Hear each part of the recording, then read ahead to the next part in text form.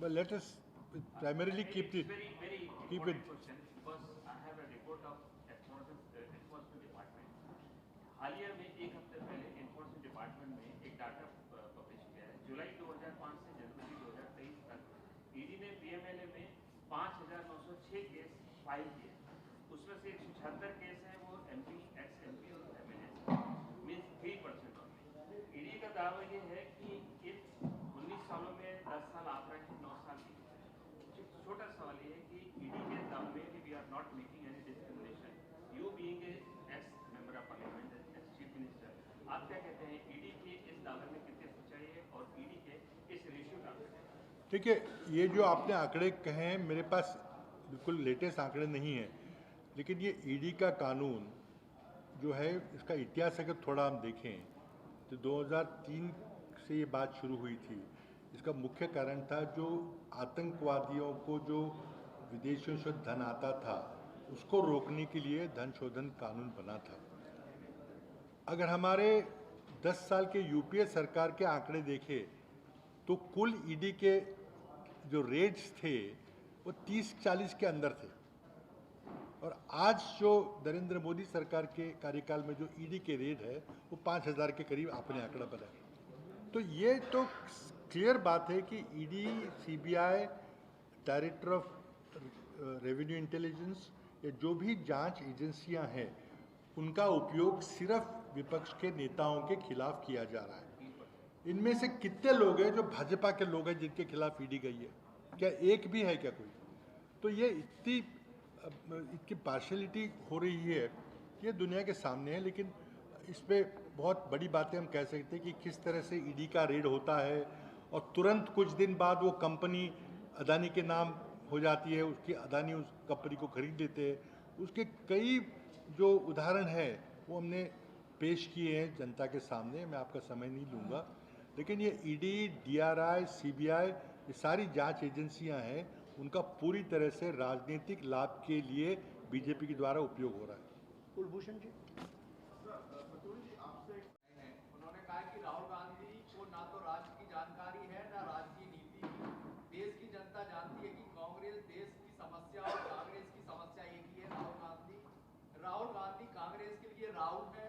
और उन्होंने सबसे बाद में एक बात कही है कि राहुल गांधी ने अहंकार में आकर पिछड़ों को गाली दी. तो पिछड़ों से देखिए, अस्तित्व खत्म हो जाएगा कांग्रेस का. देखिए आपने अभी संसद ही गई है बंगला में. 2-3 चीजें कही आपने.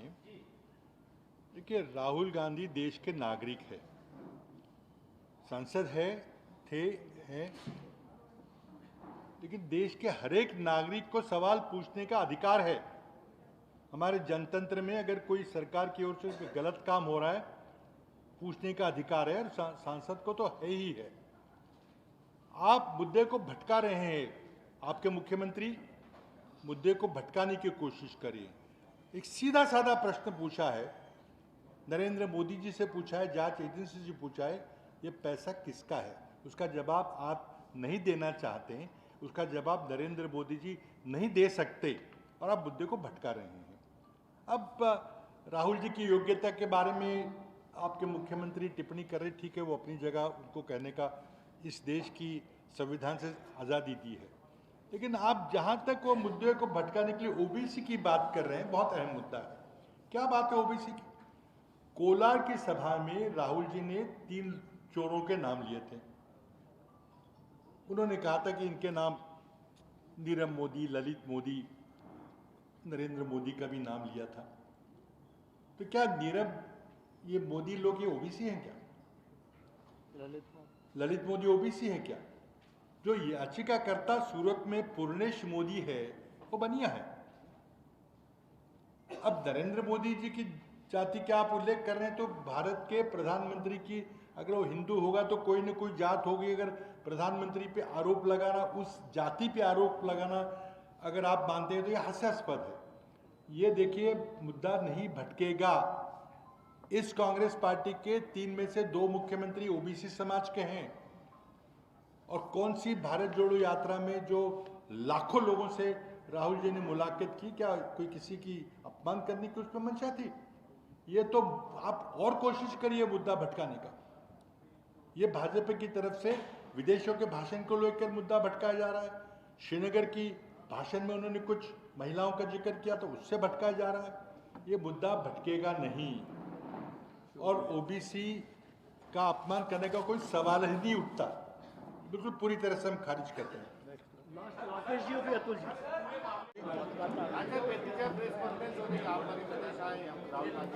देखिए इस मुद्दे पे राहुल गांधी की जो सदस्यता रद्द की गई है और इसका जो कारण है कि राहुल जी ने जो प्रश्न पूछे थे नरेंद्र मोदी जी और अदानी के संबंधों के बारे में, अदानी ग्रुप इतनी जल्दी से इतना अमीर बन गया, उसको अमीर बनाने में जो 20,000 करोड़ मॉरिशस की शेल कंपनी में रखे गए थे, जो पैसे कहाँ से आए हैं, ऐसे कुछ प्रश्न हम पूछ रहे हैं, लेकिन उन सवालों को ना पूछा जाए इसलिए राहुल जी की सदस्यता रद्द कर दी गई।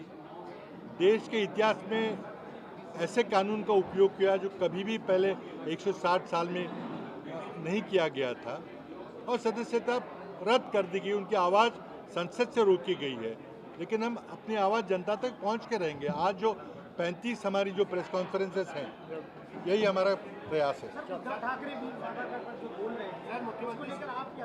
वो मुद्दा खत्म हो गया, वो संसद में बैठक हो गई है, मुद्दा बिल्कुल बिल्कुल। हमारी 2 तारीख को हमारी जॉइंट मीटिंग है तीनों पार्टियों की महाराष्ट्र में, जो हम पूरे 8 मीटिंग करेंगे। उसकी पहली मीटिंग 2 तारीख को महाराष्ट्र में तीनों पक्षों की हो रही है। Thank you. ये गलत, मैंने से कहा गलत है। ओबीसी का अपमान किया है। अरे मैंने जैसे कहा गलत बात है, ये तो मुद्दा भट्टानी की बात कर रहे हैं। राष्ट्रीय राजनीति की जानकारी नहीं राहुल गांधी। कांग्रेस बाइट चल रही है, आप कुछ कर लिया कांग्रेस। राकेश जी, फिर अतुल जी, फिर आप।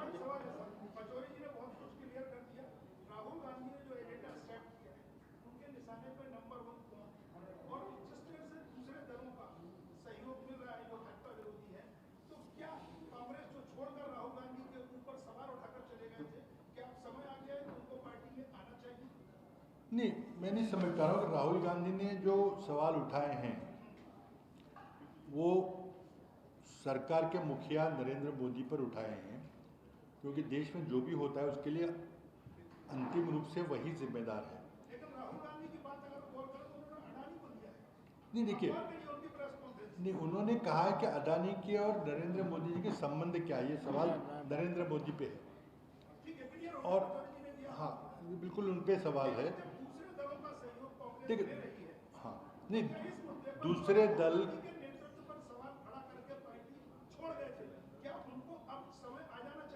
नहीं, देखिए सवाल ये है कि आज सारे दल कांग्रेस के साथ खड़े हैं, राहुल जी के साथ खड़े, इस मुद्दे पे खड़े हैं कि किस तरह से जनतंत्र का गला घोट दिया जा रहा है।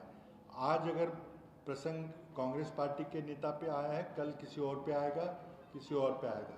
तो इसी मुद्दे पे सारे लोग इकट्ठे हैं। अब ये हम आगे की रणनीति क्या रहेगी, कौन कैसे चलेगा, चुनाव कैसे लड़ेगा, वो तो हम रणनीति। लेकिन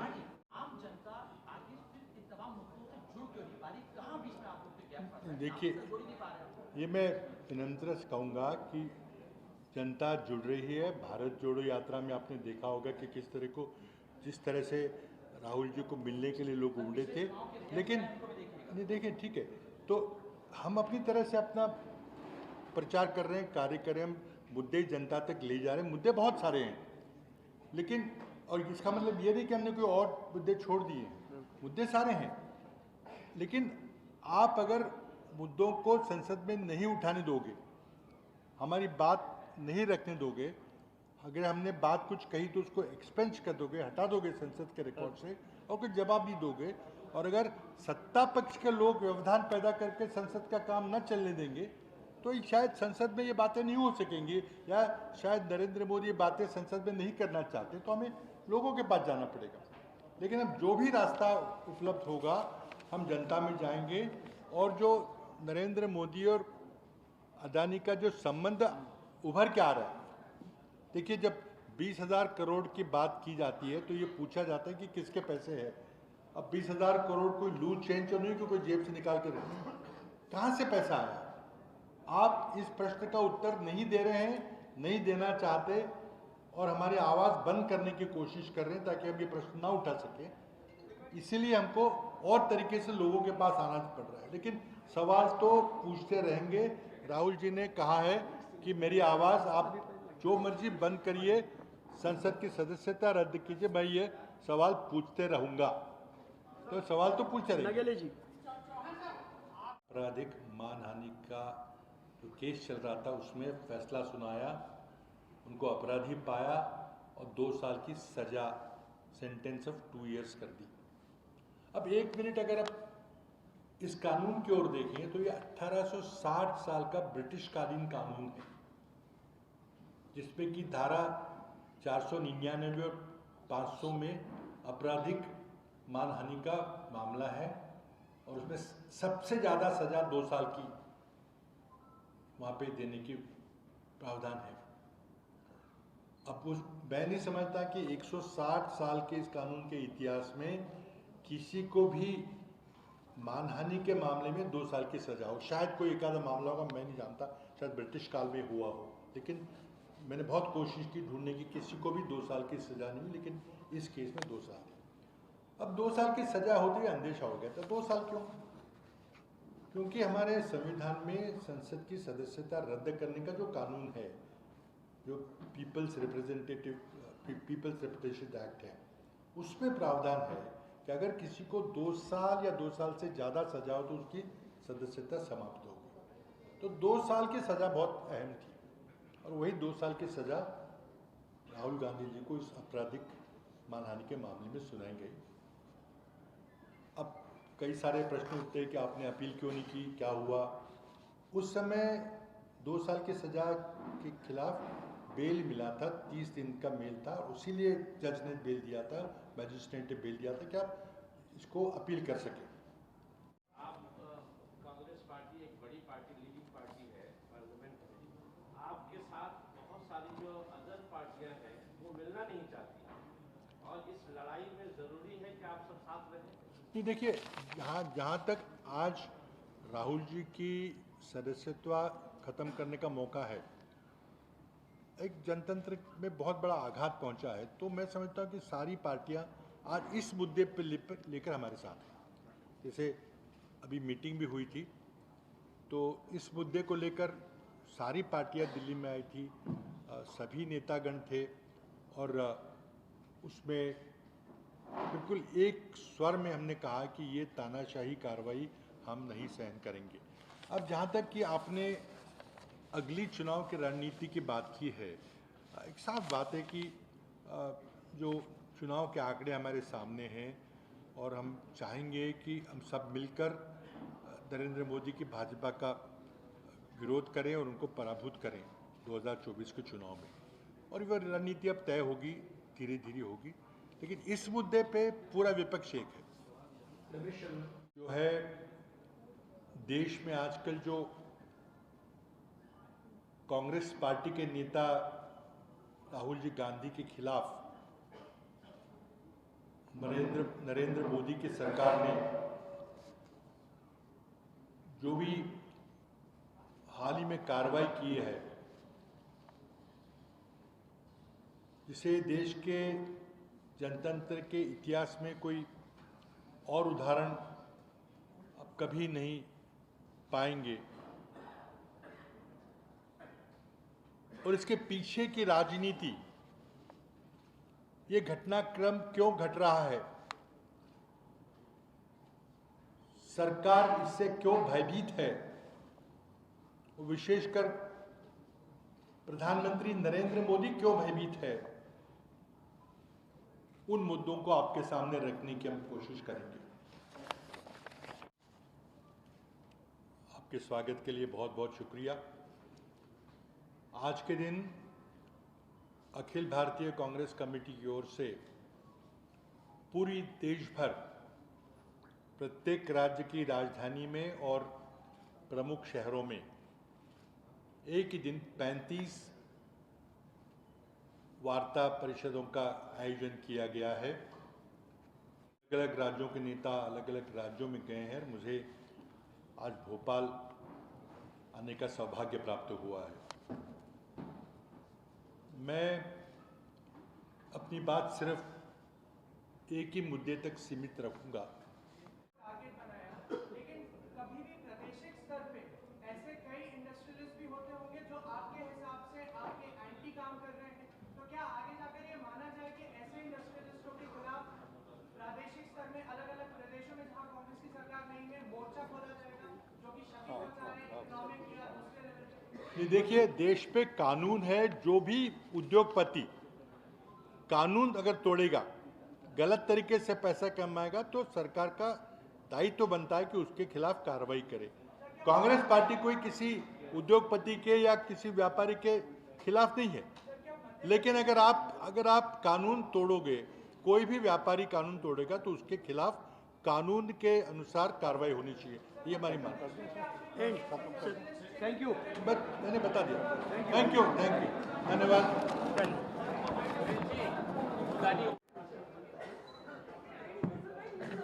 पार्टी के वरिष्ठ नेता माननीय पृथ्वीराज चौहान साहब, मध्य प्रदेश कांग्रेस के यशस्वी